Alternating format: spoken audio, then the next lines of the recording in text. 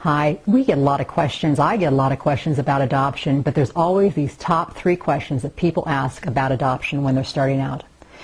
If I'm working with a couple, they want to know, most of the time, the wife will say, how long is it going to take before I can adopt? And of course, the other spouse will say, and how much is it going to cost me? And then the third question is, how can I prevent a birth mom from changing their mind? And this is really important. So I'm going to answer all 3 of these questions right now. First off, how long it's going to take.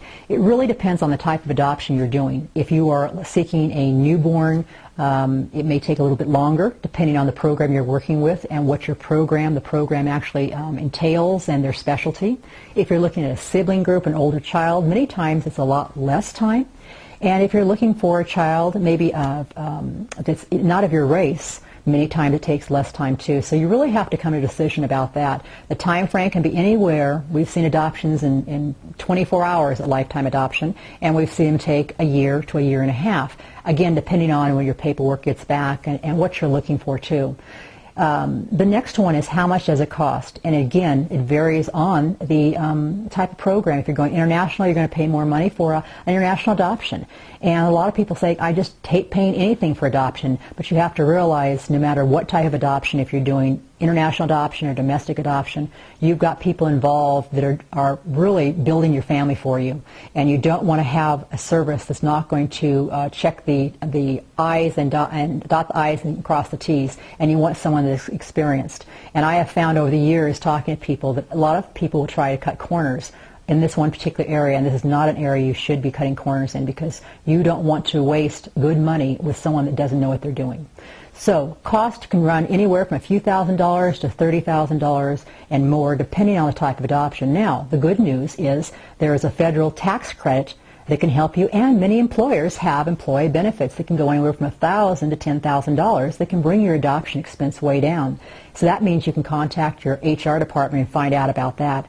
So you need to budget for it, but you need to find out what the program is that you're getting involved with and if there's any hidden cost. So a good program will go ahead and spell a lot of that out for you. Remember, there's some unknowns too. If you adopt over a holiday weekend, for example, or you're going to be traveling to a country that maybe is having some restrictions, you may have additional stays, additional expenses in that. And that happens in all adoptions. That doesn't mean it's bad, but you need to be aware of it ahead of time. Make sure there's a good contract also so you know exactly what you're paying and what you're paying for. The third one is, that I get quite often, is how can I go ahead and prevent a birth mom from changing her mind? And this is really difficult. And in my own adoption, when I adopted, our birth mother did change her mind with the birth father, and we had one chance in a million of adopting our son, but it went through. And I really say it's God's way, and it was my Harvard education in adoption to learn what to do and not to do in an adoption plan. So you want to work with a good professional that you can depend on, that has a track record that you can check out with the Better Business Bureau. You want to make sure that you're very clear on the type of adoption you want. And when I say that is what you're willing to accept. So you may want a newborn, but you want to be able to bend a little bit and say, you know, if I had a newborn at 6 months, I'd be happy. And maybe not gender specific. That will take you longer also. When you are working with a birth parent, you want to see if you can spend as much time with that birth parent as possible to get to know them and them to know you. Many birth parents have shared with me that once they get to know the adoptive parents and have a comfort level with them, they have a peace about the adoption process. So we find that when we're working in lifetime adoption, we will facilitate and be there for the family, but we want them to bond with the birth parents and the adoptive parents together because that's where the relationship's going to be, and that's going to be very important. So it's important that you're dedicated to getting to know your birth family and that they want to know you, and you both have a comfort level prior to the placement or the birth. So those are the 3 questions I get quite often from adoptive parents.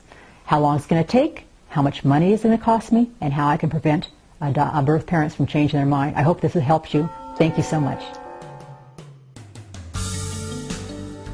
If you'd like more information regarding these videos or more questions you might have about adoption, go to AskAdoptionQuestions.com and we'll send you 20 free videos all about adoption.